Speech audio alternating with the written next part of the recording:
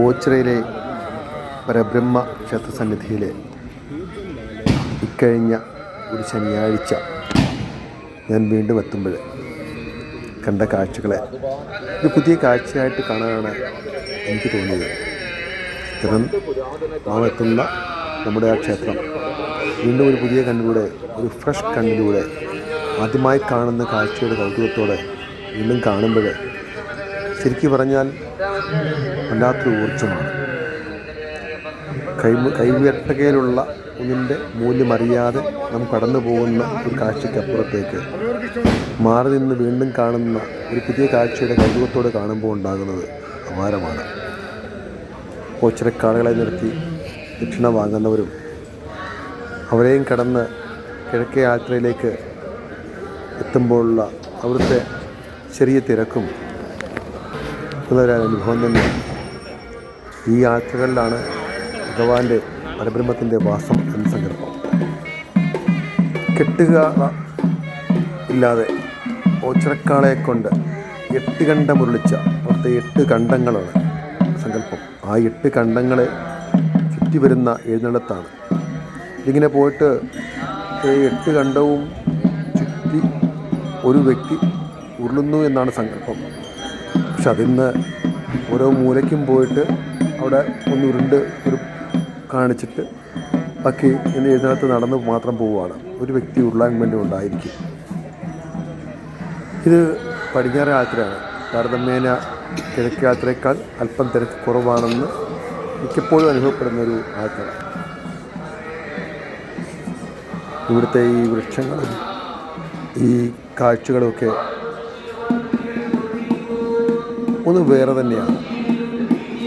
ഓച്ചിറ പടനിലത്ത് വന്നു പോകുന്നവർ എത്രയോ പേര് ഉപജീവനം കഴിക്കാൻ വേണ്ടി വ്യക്തിയും എഴുന്നള്ളത്തും ഫലപ്രവചനവും കൈനോട്ടവും ഭിക്ഷയും എന്ന് വേണ്ട എന്തെല്ലാം മനുഷ്യർ, എന്തെല്ലാം ജീവിതങ്ങൾ,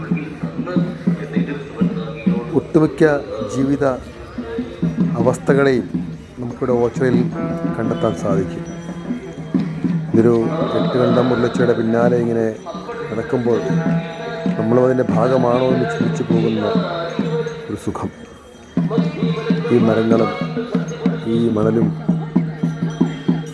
ഓരോന്നും ഓരോ അനുഭവമാണ്. ഇവിടെ നിന്ന് നടന്നു പോകുമ്പോൾ അടുത്തെത്തുന്നത് ഒണ്ടിക്കാവാണ്. കിഴക്കേ യാത്രയും പടിഞ്ഞാറ് യാത്രയും കഴിഞ്ഞ് എത്തുന്ന ഒണ്ടിക്കാവ് തികഞ്ഞ ശാന്തതയാണ്.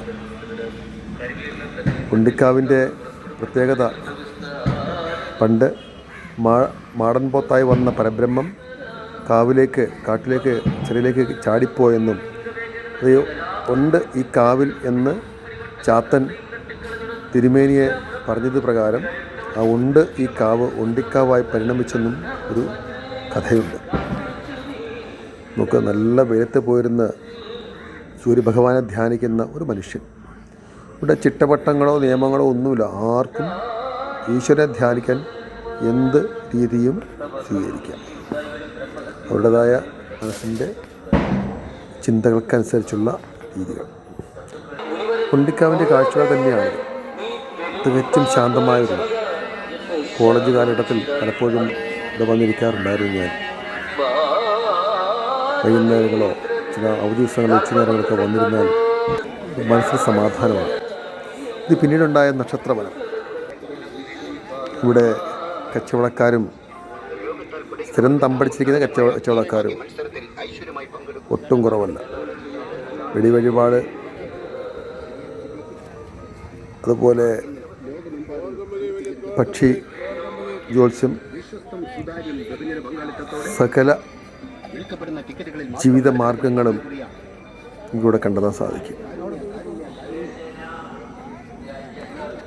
ഓച്ചിറയിലെ ഓരോ വരവും ഓരോ അനുഭവങ്ങളാണ്.